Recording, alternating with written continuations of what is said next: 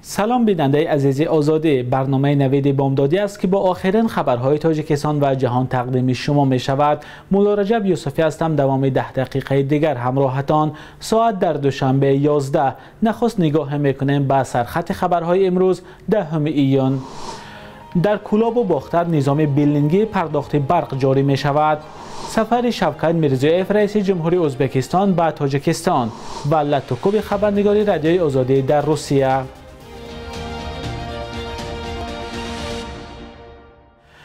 در شهرهای کولاب و باختر ولایت ختلان نظام بیلینگی پرداخت نیروی برق جاری کرده می شود. در این باره 9 ایون پارلمان تاجیکستان قرار قبول کرد.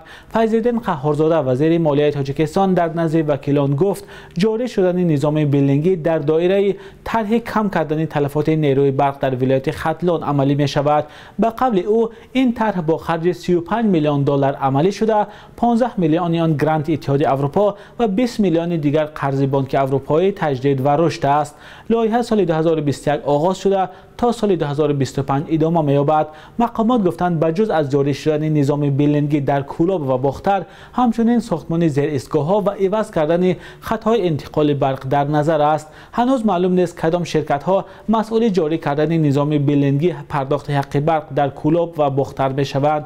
سال 2013 شرکت برق تاجیک در چند شهر و ناحیه کشور برای سنجش نظام بیلینگی را جاری کرد و آن را یک اصول خلاصی از گم شدن پل‌های استفاده نیروی برق و بهبود وضع ساحه نامید. حاضر چنین نظام در شهرهای خوجند و تجربوی در کولاب و بعضی از محله‌های ناحیه رودکی عمل می‌کند. مشتریان نظام بیلینگی پرداخت برق در خوجند بیش از 62,000، در رودکی 10,000 و در شهر کولاب زیاد از 8,000 را تشکیل می‌دهند. هرچند مقامات از حاصل کار نظام بیلینگی توصیف می‌کنند، بعضی از ساکنان برعکس می‌گویند نظام نوی خرید برق برای آنها مشکل زاست. شوکت میرزیویف رئیس جمهوری ازبکستان با سفری رسمی وارد دوشنبه پایتخت تاجیکستان شد. برای پیشواز میرزیویف از صبح امروز در فرودگاه دوشنبه و خیابان‌های پایتخت آمادگی می‌گیرند. کوچه‌های مرکزی دوشنبه برای حرکت امروز بسته هستند. سفر شوکت میرزیویف به تاجیکستان 2 روز دوام می‌کند. قرار است رئیس جمهوری ازبکستان فردا با شهر خوجند هم سفر کند. حکومت ازبکستان گفت که در جریان سفری رئیس جمهوری آن کشور به تاجیکستان امضای بیش از 30 سند در نظر است. وبسایت رسمی پرزیدنت ازبکستان 2 روز قبل خبر داد که سران دولت‌ها در چهاربینی‌های مشترک فرهنگی در پایتخت تاجیکستان شرکت کرده با نمایندگان جامعه ملاقات می‌کنند و از یک قطار انشاءات صنعتی ولایت سوق دیدن می‌کنند. تاشکند دوشنبه در زمان حکومت اسلام کریموف رئیس جمهوری سابق ازبکستان روابط خوب نداشتند. مناسبت‌ها بعدی به قدرت رسیدن شوکت میرزیویف در سال 2016 هموار شد. همکاران ما جریان سفر رئیس جمهوری ازبکستان بعد دوشنبه را پیگیری دارند و در برنامه اخبار آزادی در این باره به شما بیشتر خبر می‌دهیم. برخی متخصصان ساحه طب در قزاقستان از ساکنان آن کشور دعوت کردند که با واکسن محلی کزوک خود را امن کنند. کزوک واکسن ضد کرونا ویروس است که از جانب متخصصان قزاقستانی آماده شده. تا این دم 100,000 وایه آن تقسیم شده است. سازمان جهانی بهداشت تا حال بی‌خطری واکسن قزاقی را تصدیق نکرده است. جزئیات بیشتر در گزارش همکارم شهلا گلخواجه. امکانی ساکنان قزاقستان با واکسن محلی هنوز در آخر ماه اپریل و زمان شروع شد که مرحله سوم آزمایش طبی کزوک به پایان نرسیده بود. آن زمان تهیه‌گران اظهار داشته بودند که کزوک کاملا بی‌خطر است. اما عالمان و پزشکان مستقل این ادعا را زیر سوال برده به ساکنان توصیه می‌دادند که خود را با کزوک امن کنند. فرض کردیم آزمایش سپوتنیک در بین 40,000 کس انجام شد. نصف آنها پلاتسبو و باقی مانده سپوتنیک گرفتند. تاثیرناکی از روی نتیجه های PCR و افراد سرایت یافته معلوم کرده می شود. معین کردن ثمره‌ناکی از روی جسم های به وجود آمده یا خود آنتی تیلا نادرست است. یک پهلوی دیگری شبهه برانگیز فرمالدگید ماده است که با کیسلت‌های نوکلئین واکنش نشان می‌دهد. این ماده هنگام تهیه کزوک استفاده شده است. عالمان و پزشکان مستقل از آن شکایت دارند که سازندگان واکسن با کدام یک سبب‌های چه مقدار استفاده شدن این ماده را پنهان می‌دارند. формалдегид сохтори сафедаи коронавирусро тағйир медиҳад ва мумкин аст ки ҷисмҳои ба вуҷуд омада аз сафедаи воқеии коронавирус тавлид намешаванд ки метавонанд ваксинаи муассирро таъмин накунанд.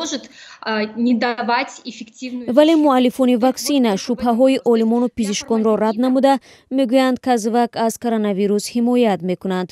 онҳо ваъда медиҳанд ки натиҷаи ташхиси севуми тиббиро ба зудӣ нишон медиҳанд. баҳсо атрофи казвак мояи нигаронии сокинони қазоқистон нашудааст. бештари онҳо мегӯянд ба ваксинаи маҳаллӣ эътимод доранд. ман бо ваксинаи казвак худро эм хоҳам кард, зеро ҳамкорони ман ин ваксинаро гирифтанд ва ягон мушкилот пеш наомад. вақте фурсаташ расид ман ҳатман бо ваксинаи худамон эм мегирам. ман ба ваксинаи қазоқӣ комилан боварӣ дорам. росташро гӯям, вақте писарам хурд буд, духтур бароям гуфта буд ки аз доруҳои қазоқӣ истифода накунам. ман шубҳа дорам.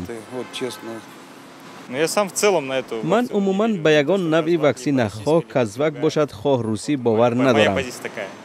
дар ҳоли ҳозир тибқи иттилои расмӣ дар саросари қазоқистон 100 000 воя ваксинаи қазоқӣ тақсим шудааст. тибқи ваъда то охири сол боз 2 миллион воя ваксина истеҳсол карда мешавад. дар баробари ин мансабдорон ният доранд ки аз ташкилоти умумии ҷаҳонии тандурустӣ тасдиқи доруро дарёфт kunand. در بلاگویشنسکی روسیه افراد ناشناس نصف شبی روزنامه‌نگار اندری افانسیو را لطوکوب کردند. افانسیو با طرح سیبری علیه رادیوی آزادی همکاری میکند. وی گفت هنگام ورود به دهلیز خانه‌اش به سرش زدند. بعدا 2 تن دیگر به نفر حمله‌گر همراه شدند. آنها افانسیو را روی راه خوابانده تقریبا 10 دقیقه به سر و رویش زدند. افانسیو این لطوکوب را به فعالیت‌های کسبیش ربط می‌دهد و میگوید درباره فعالیت‌های تاجر و وکیل محلی تحقیقات روزنامه‌نگاری انجام داده به شهرداری و پلیس شهر برای دریافت اطلاع درخواست ارسال کرده است. وقتی مرا می‌زدند یکیش میگفت درباره آدمان نیک کمتر نویس. گفت افانسیو و بعد لطوکوبش به مقامات کارهای داخلی شکایت برده است. اندری افانسیو مؤلف دهات مقاله در موضوعهای فسادکاری به عمل مقامات محلی و پلیس است. ماه ینوری سال جاری او را به دلیل انعکاس اعتراض مخالفین بازداشت کرده بودند. ماه مارس نیز 2 خبرنگار رادیوی آزادی را در نقطه فروش سوزشواره شرکت سارا آیل در شهر دوشنبه لطوکوب کردند، ولی ریاست کارهای داخلی شهر دوشنبه تا حال عاملان حادثه را به جوابگری نکشیده است. معلوم نیست که مقامات به کدام خاطر از جزا دادن شخص حمله‌آور به خبرنگاران رادیوی آزادی در دوشنبه خودداری کردند. سازمان دیدبان حقوق بشر از مقامات قرقیزستان خواست که قضیه ناپدید شدن بنیادگذار شبکه مکتب‌های سپت را در آن کشور آسیای میانه تحقیق کند. این سازمان همزمان نگرانی کرده است که در صورت اخراج اجباری آرهن اینان به ترکیه خف شکنجه و محاکمه ناشفاف او در آنجا وجود دارد. بخش یک روز تاریخ را همکارمان خیرامان بقازاده تقدیمتان میکند که مهمترین تحولات تاریخی در روز 10 ایون را فرا میگیرد.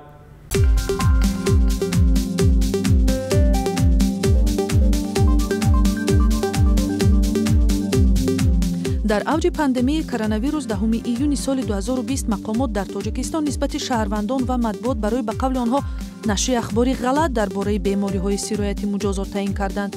ин амали мақомот ки дар нашри хабарҳои марбут ба пандемия ношаффоф амал намуданд, ҳамчун талоши пинҳон кардани воқеияти вазъ интиқод шуд. баъди интихоботи парлумонӣ ки ба он ҳеҷ як намояндаи мухолифони воқеӣ роҳ наёфт, шӯрои сиёсии ҳизби наҳзати исломӣ 10 июни соли 2015 қарор кард ки раҳбари он Муҳиддин Кабирӣ муваққатан ба Тоҷикистон барнагардад. 3 моҳ баъд ҳизб дар ташкили ошоби генерал Назарзода муттаҳам ва аъзои раёсати он боздошт ва худи ҳизб террористиву мамнӯъ эълон шуд. ҳизби наҳзат ин иттиҳомотро ҳамеша чун бепояву асос рад кардааст. 10 июн зодрӯзи фаъоли ҳуқуқи башар Ойниҳол Бобоназарова аст. як фаъоли ҳаракатҳои демократии солҳои 90 танҳо зане ки омода шуд дар интихоботи президентӣ номзад шавад ва барандаи ҷоизаи амрикоии зани шуҷоъ то имрӯз дар амри ҳимоят аз озодиҳои сиёсиву шаҳрвандӣ талош ба харҷ медиҳад.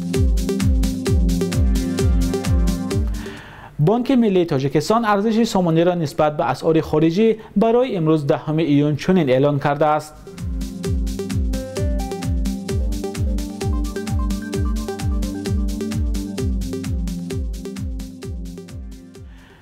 بیننده عزیز، برنامه نوید بامدادی بود با آخرین خبرهای تاجیکستان و جهان. تشکر که تا آخر برنامه ما رو همراهی کردید. منتظر خبر و پیشنهادهای شما هستیم. خدا نگهدار.